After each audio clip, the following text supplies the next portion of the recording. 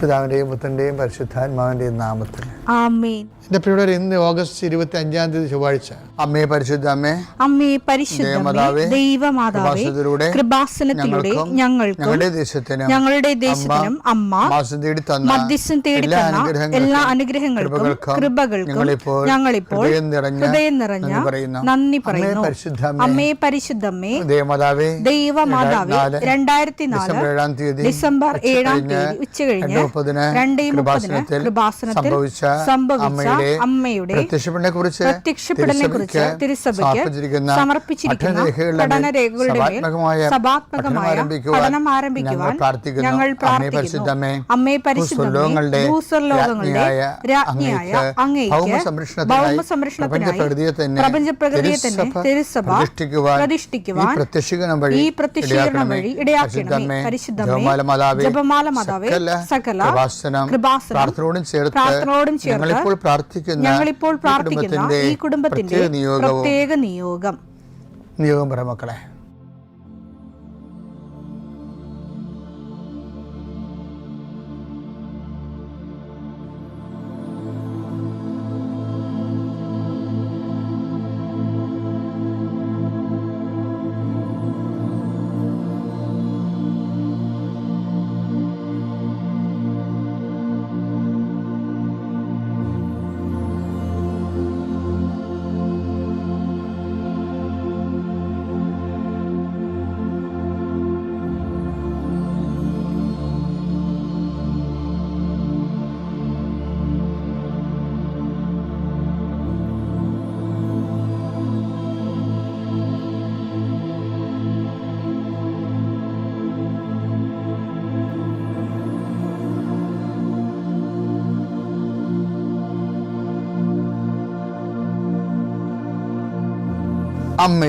അമ്മയുടെ പ്രത്യക്ഷീകരണത്തിന്റെ ഈ അനുഗ്രഹവേളയിൽ ഞങ്ങൾക്ക് സാധിച്ചു തരുവാൻ കനിയണമേ.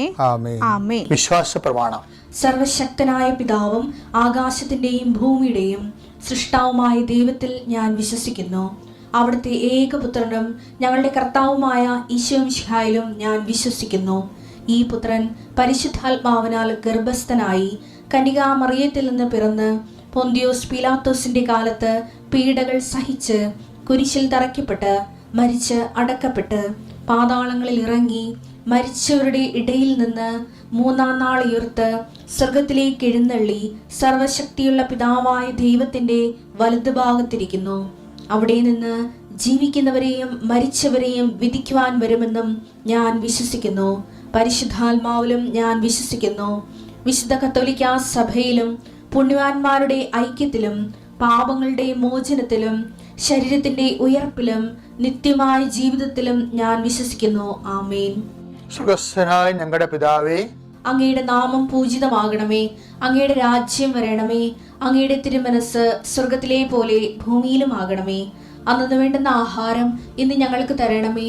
ഞങ്ങളോട് തെറ്റ് ചെയ്യുന്നവരോട് ഞങ്ങൾ ക്ഷമിക്കുന്നത് പോലെ ഞങ്ങളുടെ തെറ്റുകൾ ഞങ്ങളോടും ക്ഷമിക്കണമേ.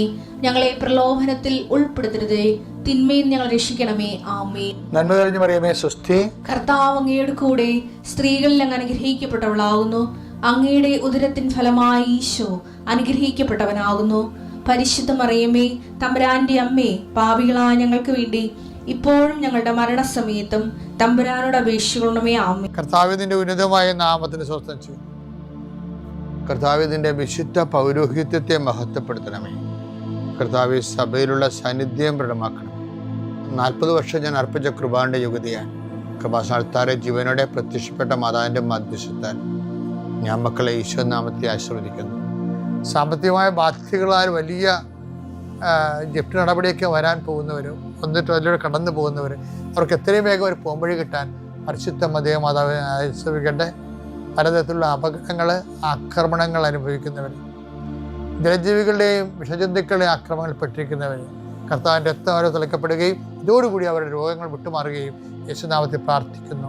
കർത്താവ് ഇന്ന് യാത്ര ചെയ്യുന്നവരെ അവരുപയോഗിക്കുന്ന രേഖകൾ, ഓരോ രേഖകളെയും ഞാൻ കർത്താവിന് സമർപ്പിക്കുന്നു. നിങ്ങളുടെ സർട്ടിഫിക്കറ്റുകൾ, പ്രമാണങ്ങൾ, പാസ്പോർട്ടുകൾ, നിങ്ങളുടെ അപേക്ഷാ ഫോമുകൾ, നിങ്ങളുടെ ബാങ്ക് രേഖകൾ കർത്താവ് സ്പർശിക്കട്ടെ. ഇതുമായി കടന്നു പോകുന്നത് ഇതൊന്നും നഷ്ടപ്പെടാതിരിക്കാൻ കർത്താവിൻ്റെ വിശുദ്ധ മുദ്ര വെക്കട്ടെ. അത് ആർക്ക് കൊടുക്കുമ്പോഴും സ്വീകരിക്കുന്നവന് പരിശുദ്ധാത്മ നിറയുകയും നിനക്ക് ദൈവഹിതമാണെങ്കിൽ നിനക്ക് അനുകൂലമായ തീരുമാനം എടുത്തുകൊണ്ട് നിന്നെ സന്ധിക്കാൻ ഇടവരുത്തിട്ട് പ്രാർത്ഥിക്കുന്നു. നിന്റെ കൃഷിയിടങ്ങളെ കർത്താവ് അനുഗ്രഹിക്കട്ടെ. മത്സ്യത്തൊഴിലാളികളുടെ അവരുടെ ജീവിത മേഖലകളിലെ സാമ്പത്തികമായ ബാധ്യതകളും കടങ്ങളുള്ളവരെ കർത്താവ് ഏറ്റെടുക്കട്ടെ. കൃഷിക്കാർ, റബ്ബർ കൃഷിക്കാർ, റബ്ബർ ടാപ്പ് ചെയ്യുന്നവരെ, അതുകൊണ്ടെല്ലാം ഉപജീവനം നടത്തുന്നവർ, പലതരത്തിലുള്ള ഉൽപ്പന്നങ്ങൾ, കാർഷിക ഉൽപ്പന്നങ്ങൾ വിറ്റുമാറാതിരിക്കുന്നവർ, അത് വിറ്റുമാറിയില്ലെങ്കിൽ ജീവിത കാര്യങ്ങൾ നിറവേറാതെ തടസ്സപ്പെട്ട് കിടക്കുന്നവരെ ഈശോ നാമത്തെ ആശീർവദിക്കുന്നു. വിറ്റുമാറാനുള്ള സാധനങ്ങൾ, വള്ളങ്ങളുണ്ടാകും, വലകളുണ്ടാകും, വീടുണ്ടാകും, സ്ഥലമുണ്ടാകും, ഇങ്ങനെയെല്ലാം അതെല്ലാം പെൻഡിങ്ങിൽ കിടക്കുന്ന കാരണം നിൻ്റെ കടങ്ങളുടെ പലിശകൾ കൂടുന്നവരുണ്ട്. കർത്താവേ, ഞാൻ അവരെ കൃപാസ്ഥാനത്താരെ ജീവനോടെ പ്രത്യക്ഷപ്പെട്ട മാതാവിൻ്റെ പ്രത്യക്ഷീകരണത്തിൻ്റെ ആ അടിസ്ഥാനത്തിൽ യേശുവിൻ്റെ നാമത്തിൽ ഞാൻ മക്കളെ ആശീർവദിക്കുന്നു. നമ്മൾ വേണ്ട സമയത്ത് കരുണയും കൃപാവരവും ലഭിക്കാൻ ദൈവത്തിൻ്റെ വാഗ്ദാന പേടകമായ കൃപയുടെ സിംഹാസനമായ ക്രിസ്തുവിനെ സമീപിക്കുക എന്നുള്ള ഹെബ്രായർ 4:16 പോയിൻറ്റ്സിൽ ക്രിസ്തുവിനെ എങ്ങനെ സമീപിക്കാം, അങ്ങനെ 8 യോഗ്യതകൾ നമ്മൾ ഇന്നലെ വരെ പറഞ്ഞു. ഇന്ന് 9ാമത്തെ യോഗ്യതയാണ് പറയണത്.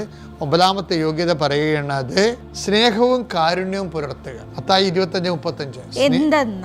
എന്തെന്നാൽ എനിക്ക് വിശന്നു നിങ്ങൾ ഭക്ഷിക്കാൻ തന്നു, എനിക്ക് ദാഹിച്ചു നിങ്ങൾ കുടിക്കാൻ തന്നു, ഞാൻ പരദേശിയായിരുന്നു നിങ്ങൾ എന്നെ സ്വീകരിച്ചു.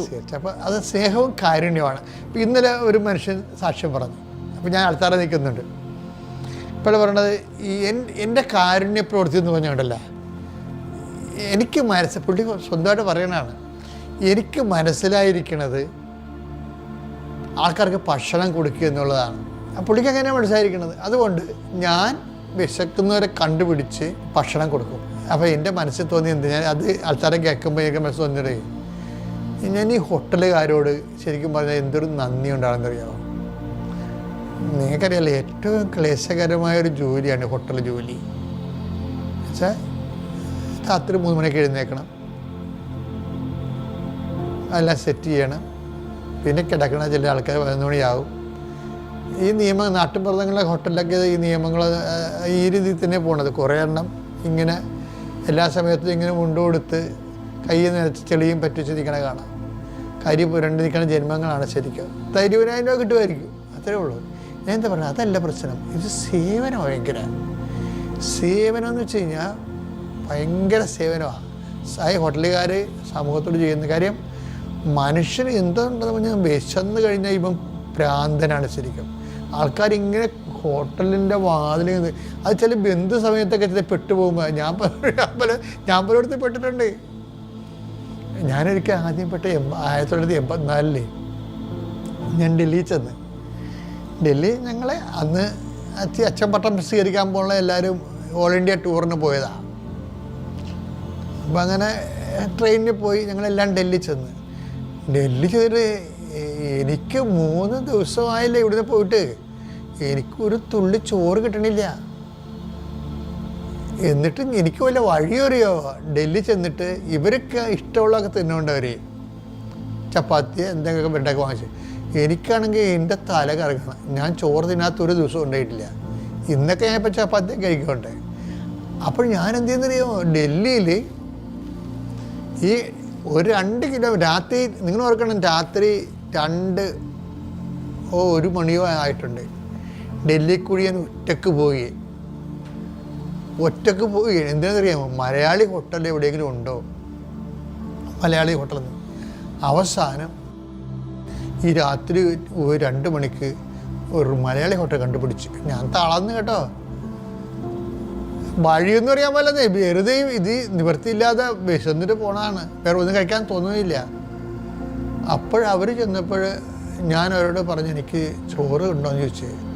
അപ്പോൾ പറഞ്ഞ് എല്ലാ പരിപാടിയും കഴിഞ്ഞു, കാലിയായി, ചെമ്പിൻ്റെ അകത്ത് ഇത്തിരി ചോറ് കിടപ്പുണ്ടെന്ന് പറഞ്ഞു. അപ്പോൾ എനിക്ക് ഭയങ്കര സന്തോഷമായി. അവർ കറിയൊന്നുമില്ല, ആ ഡാളും ചോറും കുറച്ച് പച്ചരിച്ചോറും തണുത്ത പച്ചരിച്ചോറും കുറച്ച് പരിപ്പ് കറി എനിക്ക് തന്നു. അപ്പോൾ ഞാനിത് കഴിക്കുമ്പോൾ പച്ചരിച്ചോറ് ഞാൻ അങ്ങനെ കഴിക്കത്തില്ല, പക്ഷെ കഴിക്കാതെ നിവർത്തില്ല. അപ്പോൾ അത് കേരളത്തിൽ മാത്രമല്ല ഈ ചാക്കരി കുത്തരി ചോറുള്ളൂ, എല്ലായിടത്തും പച്ചരി ചോറല്ലേ, തമിഴ്നാട് എല്ലായിടത്തും. അപ്പോൾ അതുകൊണ്ട് എല്ലാം പച്ചരി ചോറാണ്. ആ പച്ചരി ചോറും പരിപ്പ് കറിയും കഴിച്ചപ്പോൾ എനിക്ക് വലിയ എന്തോ സംഭവം കഴിച്ച പോലെ തോന്നി. അത് കഴുകാൻ വെച്ചപ്പോൾ അത്തത്തിൽ നിന്ന് എടുത്തോളൂന്നാണ് അവർ. മോശം സാധനമല്ല, നല്ല സാധനം തന്നെയാണ്. പക്ഷേ അപ്പം ഞാൻ ഓർത്തേ, ഈ 2 മണിക്ക് തുറന്ന് വെച്ച ഹോട്ടല് അതൊരു സേവനമാണ്. ഇത്തിരി വറ്റ് എനിക്ക് വേണ്ടി സൂക്ഷിച്ചു തന്നിട്ട് അത് തന്നതും ഒരു സേവനമല്ലേ. പക്ഷേ ആ കാര്യം എന്താ, ഇപ്പം ഇയാൾ ഇന്ന് സാക്ഷ്യം പറഞ്ഞ് ശരിയല്ലേ, ഒരു മനുഷ്യൻ അപ്പോഴേക്കും ഒരു മനുഷ്യന് ആഹാരം കൊടുക്കുന്നതിനേക്കാൾ വലിയ, ഇപ്പം അമ്പലങ്ങളിലൊക്കെ എഴുതിയിട്ടുണ്ടല്ലോ അന്നദാനം മഹാദാനം എന്ന്. എനിക്ക് കുറച്ച് എക്സ്പീരിയൻസ് ഒക്കെ ഉണ്ട്, ഞാൻ പറഞ്ഞാൽ ശരിയാത്. എൻ്റെ കുഞ്ഞുനാളിലുള്ള എക്സ്പീരിയൻസാണ്, ഞാൻ പഠിക്കണ കാലത്തുള്ള. അപ്പോൾ എന്താ പ്രശ്നം വെച്ച് കഴിഞ്ഞാൽ, അത് എപ്പോഴും നമ്മൾ ഈ ഭക്ഷണം കൊടുക്കുന്നവർ പിന്നെ വിശക്കുന്നവർക്ക് കൊടുക്കണമെന്നുള്ളത് നിർബന്ധമാക്കണം. ആർക്കെങ്കിലും കൊണ്ടുപോയി ചാണ്ടിയിട്ട് പോരരുത്. കയ്യിൽ നിന്ന് കാശ് കൊടുത്ത് മെഴുകിയ കഴിവറെ കൊടുക്കുകയും ചെയ്യരുത്. നിവൃത്തിയില്ലാത്തതിനെ കണ്ടു കൊടുക്കണമെന്ന്. സ്നേഹവും കരുണയും ഉണ്ട് അതിൻ്റെ അകത്ത്. പിതാവിൻ്റെയും പുത്രൻ്റെയും പരിശുദ്ധാത്മാവിൻ്റെയും.